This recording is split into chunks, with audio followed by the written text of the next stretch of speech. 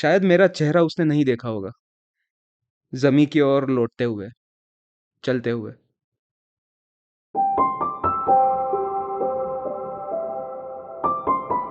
आप अभी देख रहे हैं तो बैकग्राउंड चेंज हो चुका है, लोकेशन अलग है, तो बात भी कुछ अलग होगी। तो इस बार मैं आपके सामने मेरा ख़्याल लेके आया हूँ, मेरी सोच लेके आ रहा हूँ। हम बतौर दोस्त काफ़ी कम मिल रहे हैं आजकल। एक तो यूट्यूब पे और ऐसे वीडियोज़ में ही हम मिल रहे हैं जैसे मिल रहे हैं, है ना? तो जो नुक्कड़ पे बातें होती थी, जो गपशप होती थी, जो साथ रहना होता था वो नहीं हो रहा है, और जब वो साथ होता था, तब जो बातें निकल के आती थी, जो सबकॉन्शियसली सोचे हुए ख़्याल आते थे ना, वो मैं बहुत मिस कर रहा हूँ। तो इसलिए आप सबके सामने मैं लेके आ रहा हूँ मेरा एक ख़्याल, मेरी सोच, जो मुझे सूझी थी करीबन 1 महीना पहले जब मैं किसी समंदर के किनारे था। तो इस ख़्याल का, इस थॉट का शीर्षक भी है किनारा। आपको ये ख़्याल कैसा लगता है आप मुझे ज़रूर बताएँ। कमेंट सेक्शंस में खुल के बताएँ। किनारा। मुझे किनारा बहुत पसंद है। हाँ, समंदर के किनारे जाना और भी ज़्यादा। अब तो मानो एक नियम बन गया हो कि साल में कम से कम 1 बार तो कोई नया किनारा ढूँढा जाए और वहाँ जाकर समंदर से गुफ्तगू की जाए। गौरी अक्सर कहती है कि मैं सागर के लहरों जैसा सदैव चंचल रहता हूँ। तो मैं भी उसे कह देता हूँ कि वो भी सागर की गहराइयों सी हमेशा शांत रहती है। इसी बहाने हम एक-दूसरे को सागर कह देते हैं हर बार।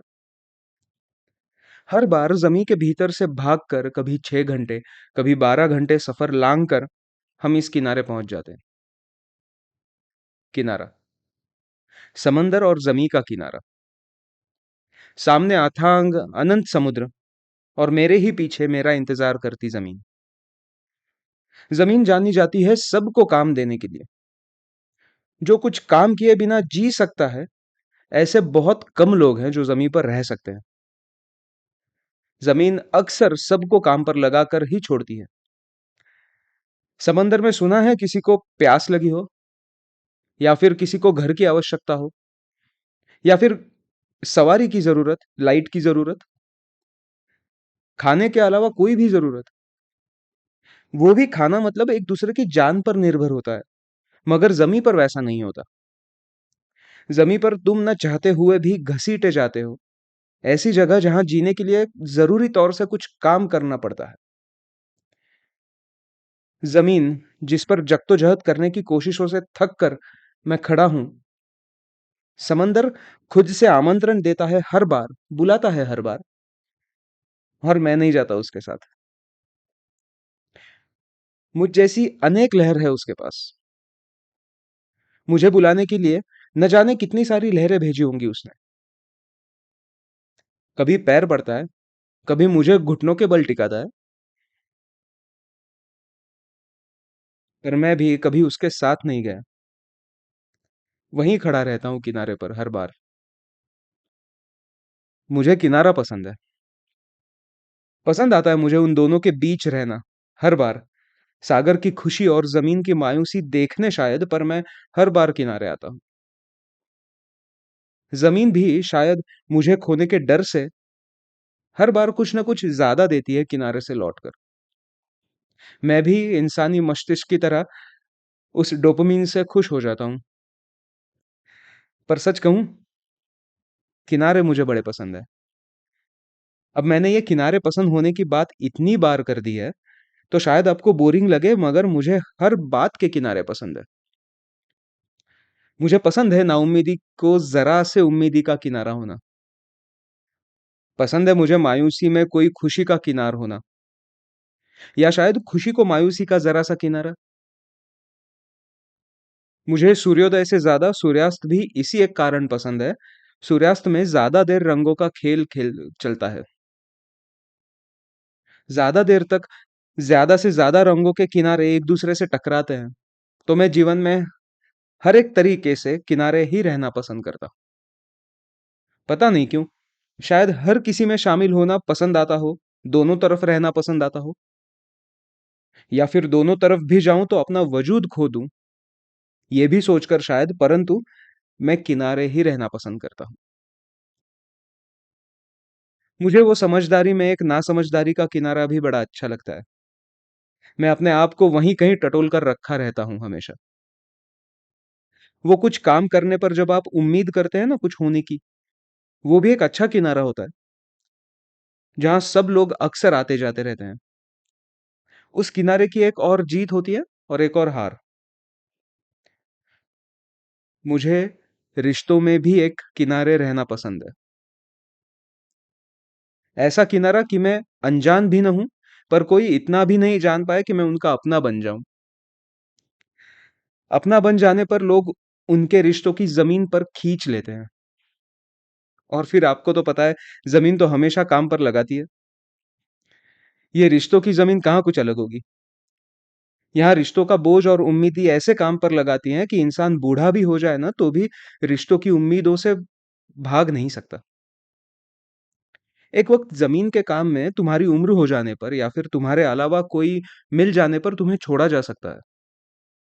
मगर रिश्तों में तो तुम घुट-घुट कर मर भी जाओ, तो भी जब तक शरीर जीवित है, तब तक तुम्हें पकड़ा जा सकता है। ख़ैर, आज बहुत दिनों बाद जब मैं समंदर के किनारे आया, तो ऐसा लगा जैसे मैं अपने नेचुरल हैबिटेट में आया हूँ। जैसे मैं हमेशा यहीं का था। मेरी आज तक हिम्मत नहीं हुई कि ऐसे ही किनारे पहुँचकर समंदर की पुकार को सुनते हुए उसके साथ चल दूँ। आज तक हर बार मैं समंदर को मना करता रहा हूँ और वो भी मुझसे नाराज़ ना होते हुए मेरे साथ ही रहा है, लहरें फेंकता, इंतज़ार करता।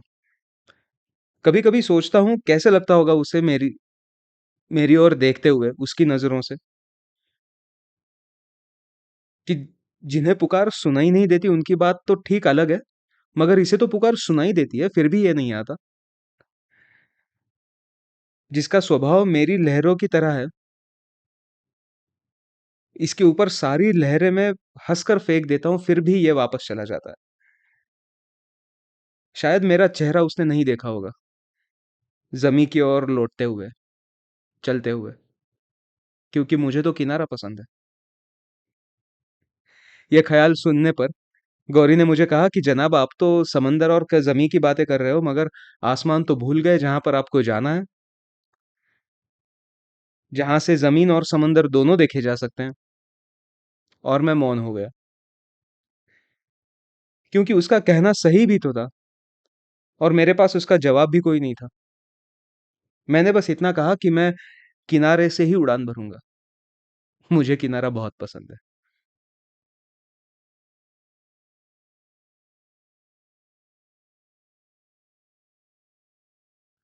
तो आपको क्या पसंद है? समंदर, ज़मीं, आसमान या किनारा? आपके ख़्याल मुझे आप कमेंट सेक्शंस में बताएँ। मेरा ये ख़्याल आपको कैसा लगा, ये भी मुझे कमेंट सेक्शंस में बताएँ। और आपके ख़्याल मैं सुनना चाहूँगा, मैं पढ़ना चाहूँगा, जिसके लिए कमेंट सेक्शन पूरा का पूरा खुला है। आप वहाँ पर जाके आपके जो ख़्याल है, वो भी मुझे बताएँ। जैसा मैंने शुरुआत में कहा कि हम दोस्त हैं, हम भाई हैं जो नहीं मिल पाते अब हर रोज़, नहीं शेयर कर पाते ख़्याल ऐसे सामने बैठकर। तो आप वैसे ख़्याल मुझे कमेंट सेक्शन में बता सकते हैं। और आप मेरे भाई हो तो सब्सक्राइब करने के लिए मुझे आपको बताने की तो ज़रूरत है नहीं। आप ऐसे ही अगर सुन रहे हैं, पढ़ रहे हैं, देख रहे हैं, तो सब्सक्राइब करिए। मेरी मराठी किताब पढ़ना चाहते हैं तो लिंक मैं डिस्क्रिप्शन बॉक्स में हमेशा देता हूँ। आप वहाँ पे किसी भी वीडियो में जाके डिस्क्रिप्शन बॉक्स में लिंक देख सकते हैं, किताब खरीद सकते हैं और पढ़ सकते हैं। अगले हफ्ते मंगलवार 10 बजे हम फिर मिलेंगे, कुछ अलग लेके, कुछ नया लेके। तब तक के लिए अलविदा।